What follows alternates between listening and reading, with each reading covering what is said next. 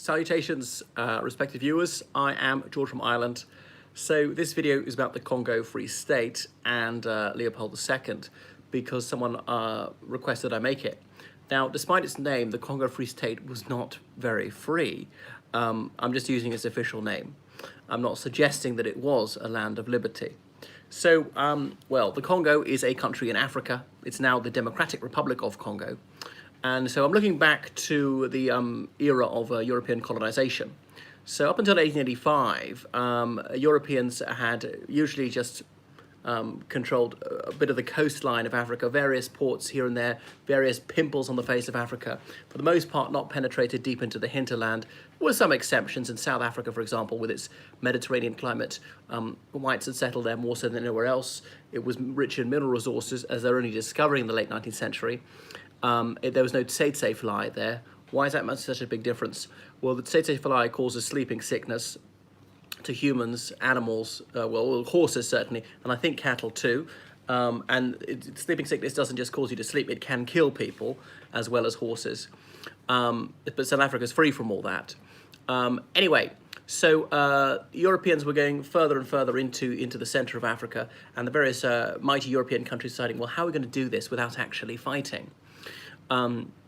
So in 1885, they called the Congress of Berlin in Berlin, Germany, and they met. You got to get the 1885 one. There's also an 1878 Congress of Berlin, which is something different. We're looking at the 1885 one.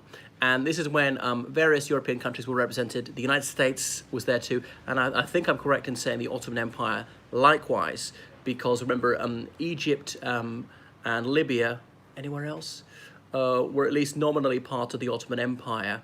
I'm not sure, perhaps even Morocco still at that stage.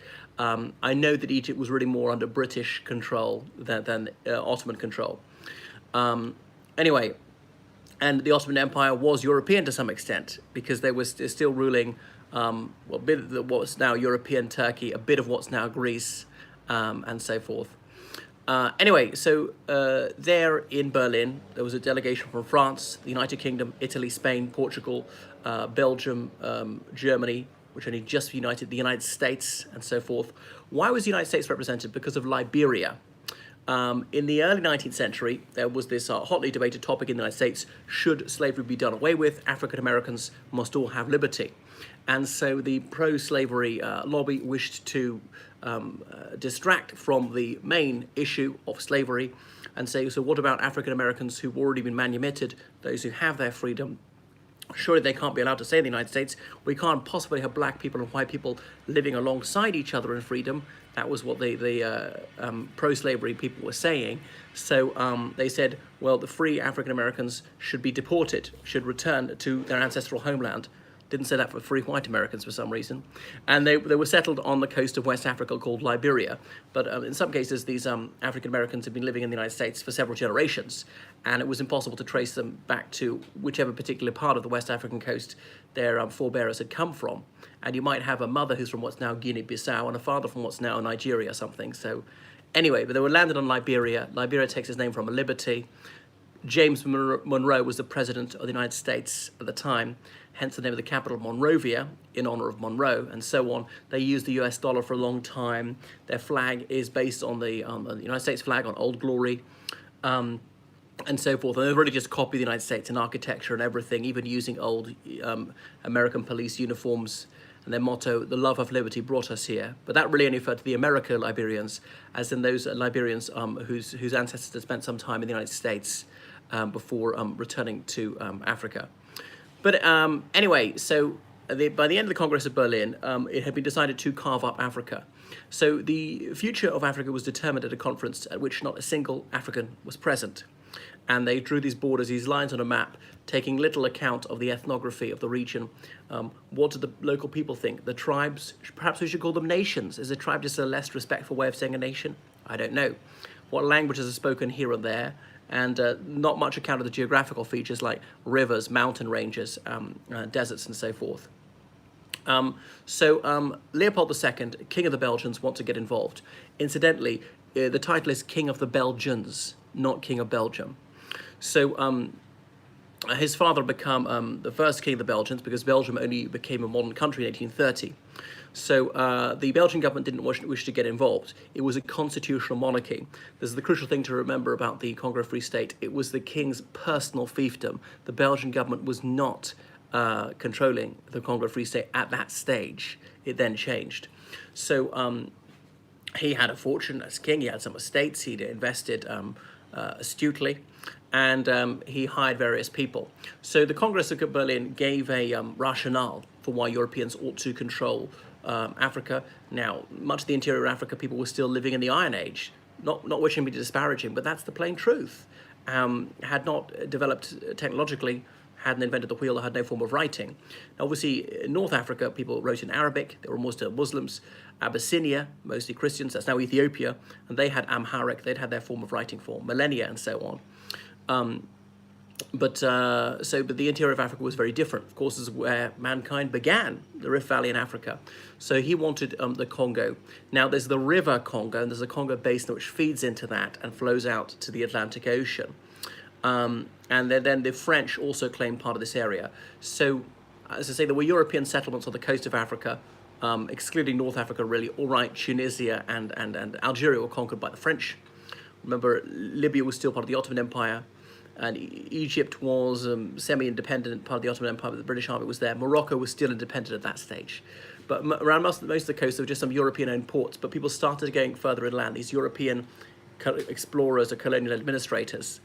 And I know Mungo Park had written his Travels in the Interior of Africa in the late 18th century, but he wasn't trying to claim any of the soil for His Britannic Majesty. Anyway, there was a Frenchman, well, really an Italian, Simono di Brazza, who moved to France and became a naturalized French citizen, Simon de Brazza, and he was exploring what's now the Congo Basin, and he was working on behalf of France, meeting local chieftains, persuading them to say, will you sign this treaty with me? Often, well, they couldn't read any language, and they certainly didn't understand French, even if it was read out loud to them, but sometimes agreeing that they would be under French suzerainty, but this seemed to change almost nothing, and then offering them some trinkets in return for that. They could still rule their tribe. Now, it's very easy but very foolish to generalize about Africa. Obviously, it's an enormous place, and there's a great deal of diversity, linguistic, ethnic, cultural diversity, and so some Europeans lazily and ignorantly assume, oh, they're all the same, they all have the same system, or they all have despotism or something like that. But of course, it varies very widely, just as it would be unwise to generalize about the European continent or Asia or anything like that. So it's part of the scramble for Africa, and perhaps the best single volume tome about it is by Frank Pakenham, from that very distinguished Irish family of historians and politicians, son of the Earl of Longford. It's published in 1993, and I perused it with delight when I was a schoolboy. Leopold II was going to claim the Congo, and had only a tiny coastline at Pont Noir, but the Belgian Congo, or Congo Free State, not to be mixed up with the French Congo. So both taking their name from this river. Okay, the French Congo having its capital at Brazzaville, as in named after Simon de Brazza, and Leopoldville taking its name from King Leopold II. That was that. What else should I point out? Well, Belgium's got two major official languages, which are French and Flemish. Flemish is really the same language as Dutch. So the northern half of Belgium, and it's not a large country, most people are Flemings, and they speak the Flemish language, which is like 99% the same as Dutch. And the southern half of Belgium is Wallonia, and the people there, the Wallon, they speak French. They do have another dialect, Wallonois, but usually they just speak standard French. And I know occasionally they might say like 80 instead of 80, but almost always they say it just the same as French. And in those days, French had the higher status than Flemish, even though most people spoke Flemish as their day-to-day language. Certainly in education and the upper class was very much Francophone. Flemish only achieved parity a bit later. There was a small German linguistic minority in Belgium. But anyway, it was decided that in relation to administering the Congo, they would use French as the only language. Because it was a world language, and it really was on an equal footing with English at the time. So he hired various people to try and gain control of the Congo for him. So one of these people famously was Henry Morton Stanley. Now, Dr. Livingstone, I presume, you may have heard of Dr. Livingstone. that British missionary who was in South Africa with the London Missionary Society, went into what's now called Zimbabwe, Zambia, and so on, through Tanzania, and now called the Congo. I can't remember where he died, actually. I think it's what's now the Congo. And he was trying to evangelize there, and he's very against slavery and thought that commerce will replace slavery. People can make a living peacefully and they won't be abducting others. Tipu Tip was a notorious slave in that part of Africa, and Dar es Salaam and also Zanzibar were huge entrepôts for the trade in the human species. So Tipu Tip and other slavers were going into the interior of Africa, kidnapping people, taken to the coast, all tied up, and then selling them on. People were shipped across the sea to work in the most appalling conditions, often in Arabia. Tipu Tip was a Muslim. I know there have been Christian slavers who'd been just as barbaric, but he said, well, our religion allows us to enslave people who are not Muslims. And there'd be many Muslims who'd be just as horrified by slavery as I am. But Henry Morton Stanley, he'd been born in the United Kingdom, poverty-stricken, grown up because he was born outside of wedlock, and of course that was considered very shameful at the time, terribly discriminated against. Grew up in a workhouse in Wales. He immigrated to the United States as a teenager, and he fetched up in New Orleans. He was in the Confederate Army during the American Civil War. He changed his name. Anyway, so he later was working for, I think it's the New York Daily Herald, and it was traveling around Africa with an American flag, and he collaborated with Tipu Tip, because Tipu Tip controls so much of the country. He had hundreds of armed men. If you had him on your side, you're going to be safe. And eventually bumped into Dr. Livingstone, and that's why he'd heard others from the rumors. There's a white guy around. Sometimes people were communicating with drums. The drums are talking. Bumped into the only white man that you'd see in 100 miles and say, Dr. Livingstone, I presume. But David Livingstone was terminally ill by that stage. He died there, and parts of his body were repatriated to the United Kingdom, I think buried in St. Paul's Cathedral. But that same guy, Henry Morton Stanley, don't imagine he was a good person, and he then worked for Leopold II as his agent there, very handsomely paid. Stanley later returned to the United Kingdom, was elected a member of Parliament, no less. So he'd had a very difficult start in life, but rose to quite some position before he died, although he'd been very immoral on the way, and he had shot first and asked questions second when he was trying to forge his way through the interior of Africa. Anyway, so La Force Publique was founded by Leopold II, and he sent various European troops out there, soldiers hired for his personal army, some Belgians, many not, and gradually establishing control over what's now the Congo. And they're very far from the coast. It took a long time to get there. It's very dense jungle. Often they're traveling by a river, on boats, by steamers. Roads and railways were only just being built by the time he died. Why would he be so interested in the Congo? Well, he was canny. He realized there's a way to make money. Rubber. Well, where does the rubber originally come from? Obviously, it comes from, well, maybe not obviously, it comes from Brazil. And until the late 19th century, Brazil was the only country in the world with rubber trees. So you cut the bark of this tree and the sap that comes out, it dribbles down, and you put a bowl at the bottom, and you collect it, and then it dries and hardens into rubber, and that's how we get rubber. So Brazil had a monopoly on this. Hello there, Reality's an Illusion. I was just about to go to bed. I saw you live. It's 4:30 a.m. here in Wisconsin. Hi, sorry about that. Well, it's a very different hour here in Western Europe. But please subscribe. Please encourage your friends and neighbors to do likewise. Kindly support me on Patreon because I rely on donations to sustain the channel. You can request me to do videos for you, and I often accede to the requests of my innumerable loyal viewers. I also teach people online. I'm a tour guide in London. I'm an editor, a freelance journalist, things like that. Translator. So where were we? Speaking about why he'd want the Congo and rubber from Brazil. You bet. I'm subscribed. I also follow you on Twitter. Thank you. I'm on Facebook, George from Ireland, and I'm on Instagram. They don't do Instagram terribly often. On Facebook, you see my articles I publish for the Duran. So next point. So because the bicycle been invented in the early 19th century, and then they're getting rubber tires, the car invented by Carl Benz in 1885, the German guy founded Mercedes-Benz. So rubber was becoming an important commodity with rubber gloves, and there are myriad other uses. And the Brazilians passed a law making it illegal to take rubber seeds out of Brazil. You can guess why. Because they were the only country in the world that could produce rubber. And Manaus in the Amazon was a very prosperous city with a tram line, an opera house, and electric light and street lighting in the late 19th century. Two British guys went to Brazil. They bought rubber seeds and they smuggled them out of Brazil, brought them back to, hello, Diane Malloy.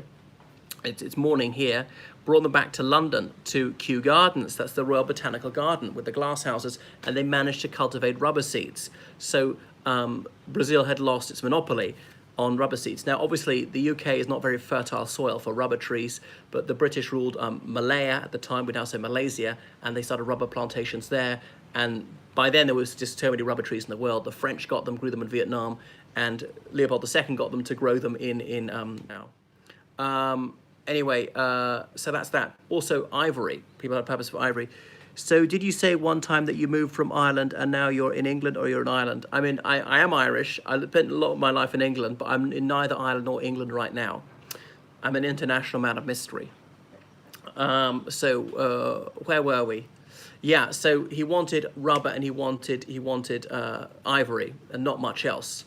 Okay, it wasn't very good for arable farming, for crops, not very good for cattle. The people were often hunter-gatherers. They moved on every so often. Sometimes they had sedentary agriculture. So the Congolese didn't perceive themselves to be one. There were dozens of different tribes, mostly Bantu people, speaking Bantu languages, sometimes mutually intelligible, like Lingala would be one. And the Belgians just created the Congo, or Leopold II created the Congo. There was no real border between the French Congo and the Congo Free State or the Central African Republic. And sometimes these borders, they cut across the homeland of indigenous people. Thank you, I'm really smart. Well, I try. The mind is a muscle, got to exercise it. There's this 10,000 hour theory, like the more you do something, the better you get. Another thing I was going to point out, so I always getting these things from people. Some people are pygmies. Know my history? Well, I do. I'm a historical obsessive. So pygmies are one of the autochthonous peoples of the country. Were you 4.0 grade point average in school? No, because I'm woeful at mathematics and the sciences. And the pygmies tend to be very, very short. That's just genetic for them, and have a different complexion. They are black in a sense. They are indigenous African people, but a more orange complexion than the average black person. And the Belgians tend to be very tall. Anyway, they tend to live deep in the forest. But there are very few pygmies, or Twa people, I think you more accurately call them. So then missionaries were sent out as well. Okay, so Belgium is a Christian country, and they're mostly Catholics, they're free Protestants. So Leopold II encouraged these missionaries to go.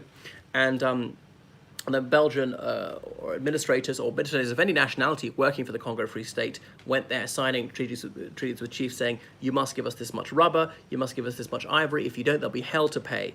And working on a commission system. So it was in the interest of the administrators to exceed the quota and make more for themselves and not care about the welfare of the people. So now Leopold II gave a notorious speech to some of these administrators, army officers, and indeed the missionaries he's sending out. These Christian missionaries bringing the Bible to the benighted people of the Congo as they saw it. He said, you've got to think most of all about the well-being of the metropolitan, i.e. Belgium, not the well-being of the Congolese, and teach them to be obedient to us.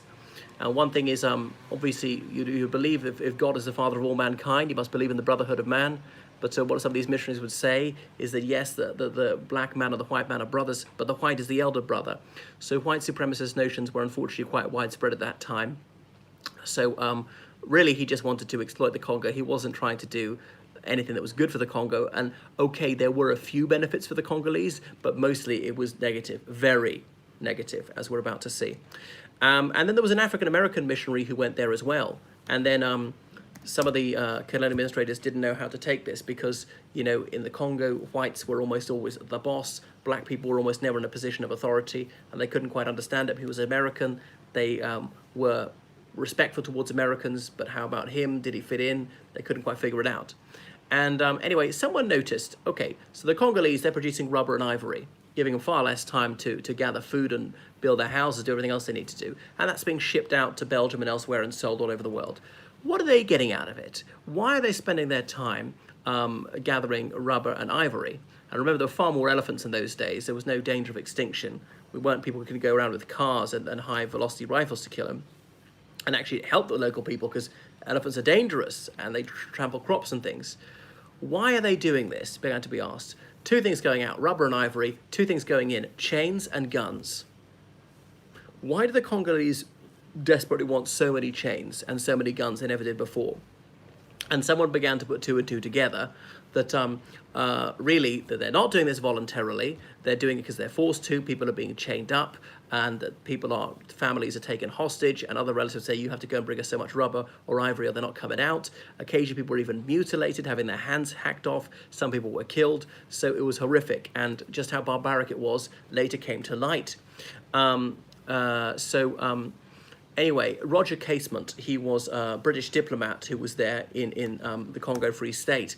Roger Casement, he was born in, I think it's County Dublin, but he mainly grew up in Armagh. And I do mean the countryside near Dublin, not the city of Dublin itself. And because Ireland were part of the United Kingdom at the time, so part of the British consular service. And he found out about this, and he was horrified, and he made more and more inquiries. And he was a British diplomat. Belgium and the United Kingdom had cordial relations. He could travel freely around the Congo Free State. And he gathered more and more evidence, testimony of exactly what was happening. And then he went public with it, he and some other British diplomats. And they spoke to some missionaries, and there were some conscience-stricken Christian missionaries as well. And then it all all the solids hit the fan. So the line of succession for King, Queen of England is correct. Charles is next in line, yes. Then William, yes. Then William Kate's eldest child, yes, that boy, George. So there was a constitutional amendment, I suppose, an act in 2013. Is it the Succession Act? I can't remember what it's called. And previously, boys always took precedence over girls. Henceforth, it's the eldest child of either sex. And that had to be agreed with the 15 other Commonwealth realms, as in Canada, Australia, and so forth. As it happens, William and Kate's first child was a boy. But there we are. Their children go boy, girl, boy. The girl is called Charlotte, and the boy is Louis, if I got that right, Louis, but we pronounce it Louis, not Louis. So back to the Congo Free State. So it was published in many European newspapers, and there was some denial from Leopold II's agent. They tried to strong-arm people to intimidate them into recanting their testimony, but the evidence was just absolutely irrefutable, and more people gathered evidence of this, and there were photos of the severed hands and so on. And some of the Congo Free State officials had first of all not seen what all the fuss was about. They were perplexed. Yeah, why would you care? Yeah, we're just killing Congolese people. What? So there were some vicious racists there who thought this was acceptable. Anyway, the scandal, it caused a great kerfuffle in the Belgian parliament, and it was unacceptable. So Leopold II was shamed into renouncing his control of the Congo Free State. It was taken over by the Belgian government. It was no longer to be ruled by the personal fiat of the monarch, and so then became the Belgian Congo, no longer the Congo Free State. So Harry can be more carefree, seeing he'll never be king. Well, Harry would only be king if his brother dies and William's two sons and daughter all die. If those four die, then it's Harry, because Harry is the fifth in line. Sorry, he's the sixth in line. Number one is Prince Charles. Number two is Prince William. Then Prince William's eldest son, then his daughter, then his second son, and only then Prince Harry. Prince Harry is number six. So, yeah, Prince Harry was higher up, but was pushed down the line of succession as more people born. Roman C, hello from France. Vive la France. So, anyway, so Roger Casement, who was later knighted by the king for bringing this to light. It's about 1907, if memory serves, and people were outraged by it. I can't remember who wrote that poem, King Leopold's Ghost. You could read the King Leopold's Ghost, that book by Adam Hochschild or Hochschild, I'm not sure how they pronounce it, and it was horrific. And obviously some people were dying of malnutrition because they didn't have enough time to gather comestibles for themselves. So we don't know how many people lived in the Congo Free State. There'd be no census taken. Nobody could write there to the 1880s. So the lowest estimate, the number of people who died, is about 1 million, and the highest estimate is 15 million, which is probably a huge overestimate. The death toll, it can't be zero. We know people died definitely. Now the thing is, there was a very low life expectancy, there's very high infant mortality. Bonjour. We just don't really have many statistics, so we're kind of walking into the dark when we try and estimate the death toll. Okay, so there was really no modern medicine until the 1880s, really no doctors and nurses, what we'd recognize by doctors and nurses. A lot of infants dying of malaria and so on. Buongiorno, come stai? Va bene, bocca lupo. And so how many deaths are attributable to this, we don't know. People dying of sleeping sickness and so on. Some people would have died anyway. There's some natural mortality in the population anyway. But yeah, certainly a lot of people were killed, sometimes directly killed, shot dead, and we don't know the half of it. So that was the end of the Congo Free State, and it became the Belgian Congo, which lasted until 1960. And the Belgian colonial authorities did do some good for the people in terms of building infrastructure, in terms of spreading literacy and so on. And they meant to end slavery. And okay, they stopped Tipu Tip and his slave raiders. But what was going on to King Leopold really was slavery in many cases. Okay, finally that was over. But the Congolese majority, the black majority, they were discriminated against. They weren't allowed to even drink alcohol until 1955. They weren't allowed into cinemas and stuff like that. They finally went into got independence in 1960, but that's beyond the remit of this video. A famous missionary who was in the Belgian Congo was C.T. Studd. C.T. Studd was born in 1860 into a very affluent British family. By modern terms, have been multi-millionaires. C.T. Studd and both his brothers, they went to Eton. Studd was the middle of the three, and Studd then went on to Trinity College, Cambridge. His father made a fortune in India.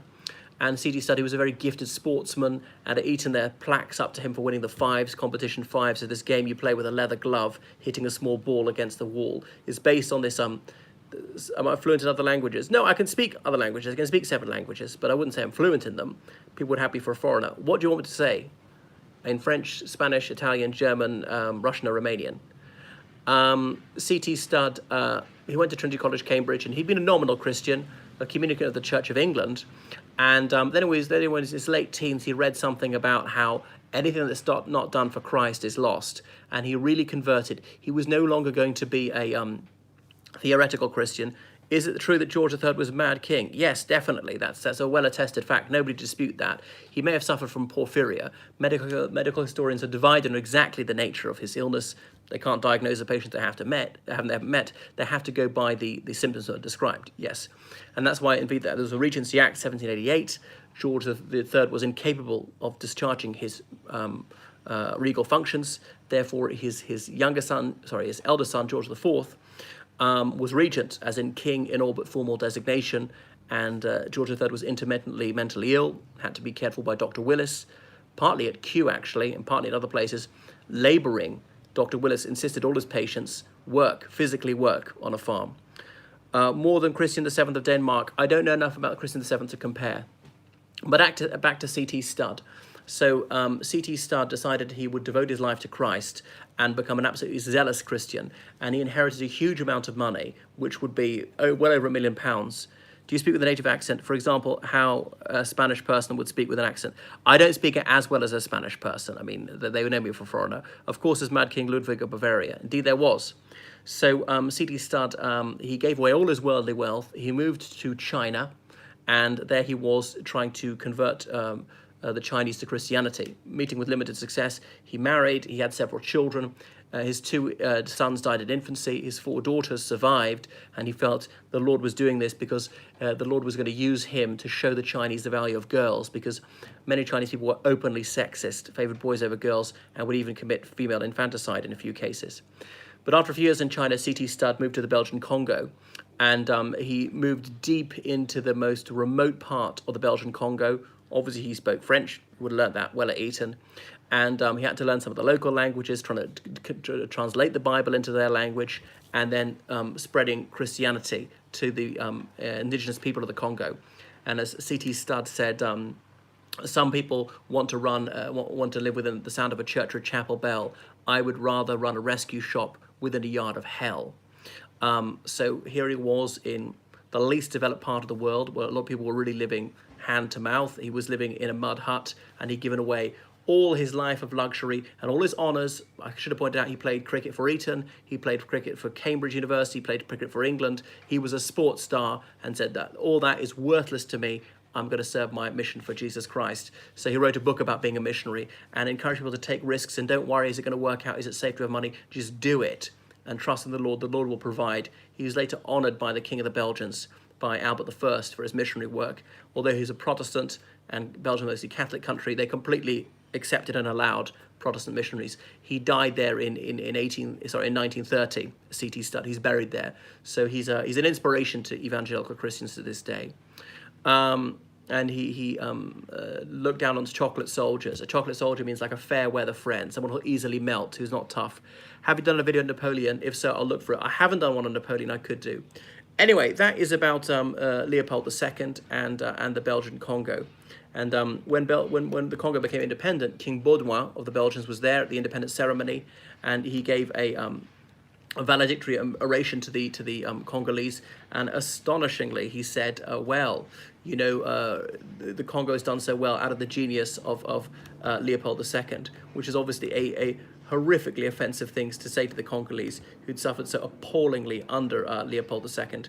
Leopold II, who's married, he had several children. I don't think any of his sons survived, so I think it's his nephew came after him. He had several mistresses. He had at least 2 children with his youngest mistress, who was like 16 when he met her. She was one of the top courtesans in Paris, and he was about 60 at the time. So that's that. He died in 1909, if memory serves. And in the First World War, some people were saying, why should we rescue the Belgians? What they're saying, according to the Congolese. So why do you call him Mad King Ludwig? Well, Ludwig, I think he was mentally ill, drowned in the lake, I think with his tutor, even though he was a middle-aged man, with his tutor near Neuschwanstein or Nymphenberg in Germany. You know, there's that famous castle, I've been to it in Bavaria, right on very near the border with Austria. That was Ludwig II's palace. Ludwig der Verrückt is just this magnificent sort of Wagnerian folly. And the Walt Disney castle is based on it because it's so iconic. The silhouette of it is just instantly recognizable. Well, that's enough about Leopold II and the Congo Free State. I might do something on Napoleon as was requested. Okay, goodbye.